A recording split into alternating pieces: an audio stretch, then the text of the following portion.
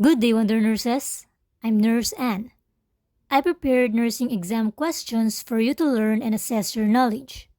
After all the questions, the correct answer and rationale will be provided, as well as some important points to remember. So grab a pen and paper, and let's get started. Question number 1.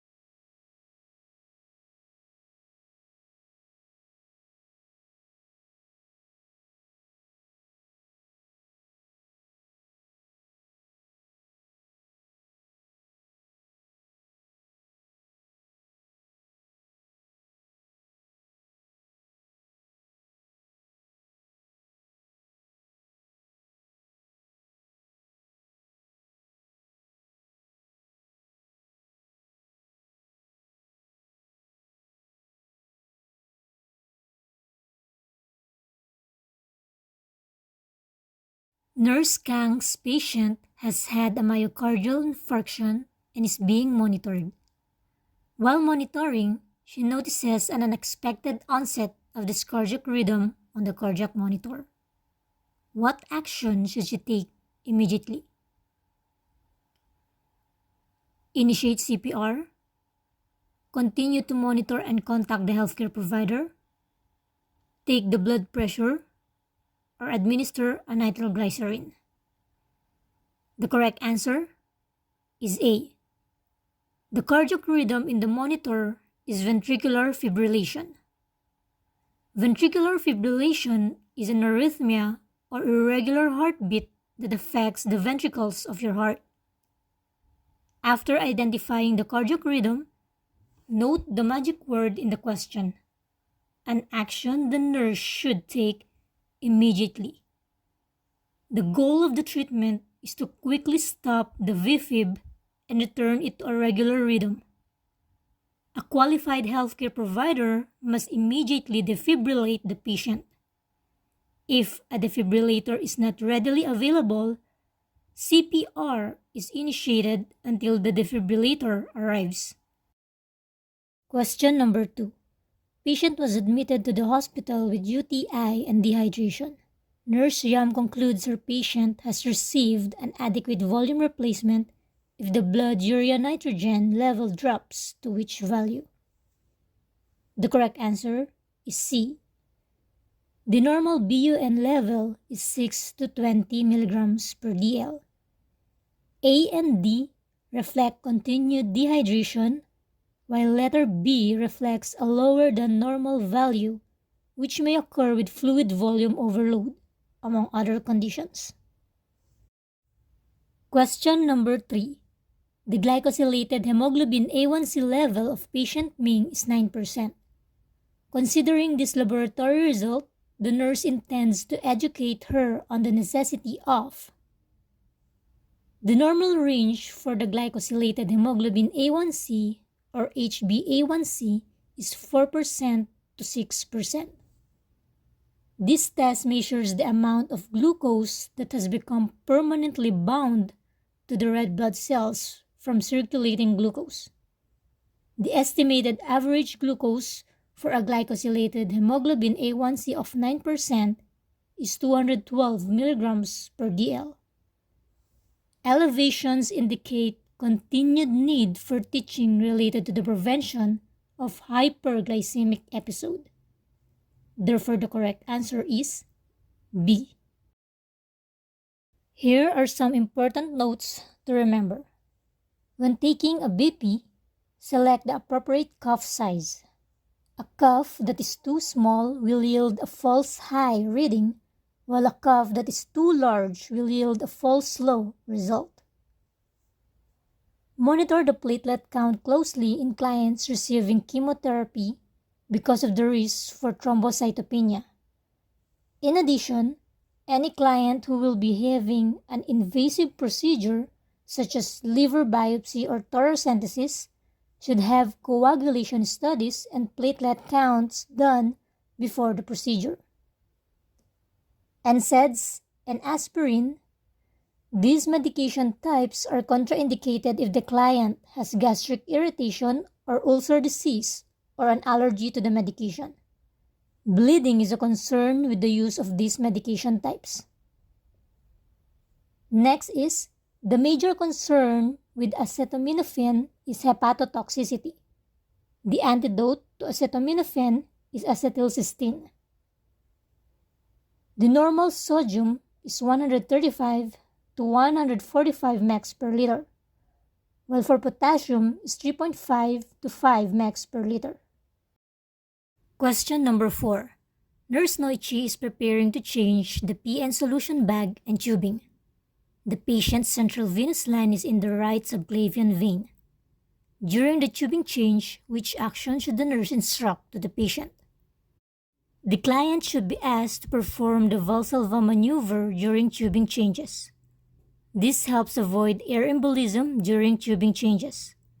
The nurse asks the client to take a deep breath, hold it, and bear down. Therefore, the correct answer is C. Question number 5. Patient Tino, who is receiving a transfusion of packed RBC, begins to vomit. The nurse assesses vital signs and determines that the patient is experiencing. The correct answer is D. Septicemia occurs with the transfusion of blood contaminated with microorganisms. Signs include chills, fever, vomiting, diarrhea, hypotension, and the development of shock.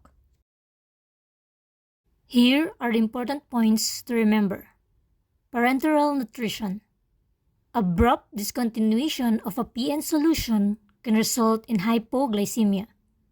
The flow rate should be decreased gradually when the PN is discontinued. Clients with respiratory, cardiac, renal or liver disease, older clients, and very young persons are at risk for circulatory overload, and cannot tolerate an excessive fluid volume. Lactated Ranger solution contains potassium and should not be administered to clients with acute kidney injury or chronic kidney disease. For blood transfusion, stay with the client for the first 15 minutes of the infusion of blood and monitor the client for signs and symptoms of a transfusion reaction. The first 15 minutes of the transfusion are the most critical. Therefore, the nurse must stay with the client and stop the transfusion immediately if a blood transfusion reaction is suspected. Question number 6. During a neurological assessment on a client, Nurse Moon notices a positive Romberg sign. What observation leads her to this conclusion? In Romberg's test, the client is asked to stand with the feet together and the arms at the sides, and to close the eyes and hold the position. Normally, the client can maintain posture and balance. A positive Romberg sign is a vestibular neurological sign that is found when a client exhibits a loss of balance when closing the eyes. This may occur with cerebellar ataxia, loss of proprioception, and loss of vestibular function. Therefore, the correct answer is A. Question number 7. The nurse notes that the patient has been breathing Cheyne-Stokes respirations. Which of the following did the nurse observes during the assessment? Cheyne-Stokes respirations are rhythmic respirations with periods of apnea and can indicate a metabolic dysfunction in the cerebral hemisphere or basal ganglia. Therefore, the correct answer is C. Apneustic respirations are irregular respirations with pauses at the end of inspiration and expiration, and can indicate a dysfunction in the middle or caudal pons. Ataxic respirations are totally irregular in rhythm and depth and indicate a dysfunction in the medulla. Lastly, neurogenic hyperventilation is a regular, rapid, and deep sustained respiration that can indicate a dysfunction in the low midbrain and middle pons. Here are some important points to remember. When performing an abdominal assessment, the specific order for assessment technique is inspection, auscultation, percussion, and palpation. Dorsiflexion of the great toe and fanning of the other toes is abnormal in anyone older than 2 years and indicates the presence of central nervous system disease, indicating an upper motor neuron lesion. Thank you for listening. I hope you learn and understand something. If you want more videos, don't forget to subscribe. See you on the next video.